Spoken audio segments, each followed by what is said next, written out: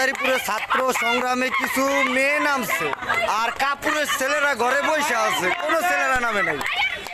কিছু মেয়েরা নামছে।